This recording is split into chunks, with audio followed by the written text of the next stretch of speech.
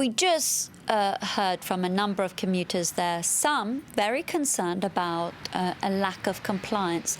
Can you tell us what you've been seeing on public transport this morning?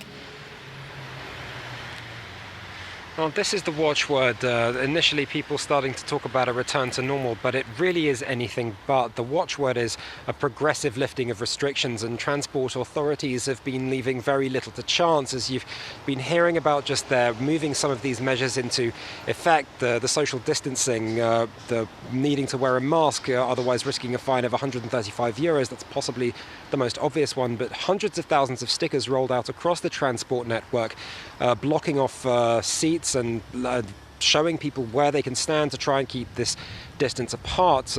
Metro trains, in fact, only half of all seats have not been blocked, the rest of them open, and that's 180 people per train. What we saw this morning, far fewer than that. There were perhaps just a handful of people in each carriage, maybe around a dozen tops. And that was during peak hours in rush hour. Now, of course, you do have to carry that certificate of permission signed by your employer if you are travelling at rush hour, both from 6:30 until 9:30 in the morning and from 4 p.m. until 7 p.m. However, what we have noticed that even while these measures are being rolled out, you're really starting to see some of the discrepancies and some of the differences in the different parts of Paris. Like where we have been in the morning, certainly towards the south and central areas, very few people on the platforms at all, like I said, around about a dozen.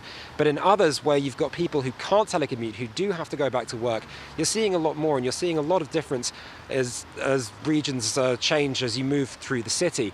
The question, I think, will have to be how those discrepancies are going to be addressed moving forward. Luke, that's a very good point. Can you tell us how this will evolve moving forward? Can we expect a lot more changes anytime soon? Well, even before Monday, there had been questions and criticism from unions, particularly with the transport unions, who were questioning whether or not the transport authorities were going to be able to maintain these kinds of measures moving forward, if they actually had the means to do so. What's certain is that the next few weeks are going to be an extremely serious test as to whether they can in fact function. Obviously, we're seeing new issues now with what's going to happen in terms of how they're going to address those issues.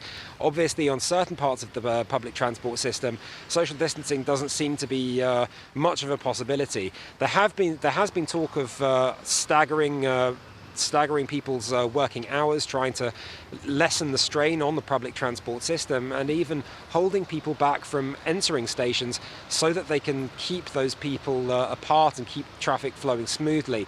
What else seems certain is that we're going to have to wait at least until the end of phase 1 on June the 2nd, when the government will make a decision as to how effective these measures have been. They'll obviously be looking very clearly for any kind of a second wave, a second spike in coronavirus infections. For now, the government hasn't ruled out the possibility of returning to another lockdown should that indeed prove to be the case.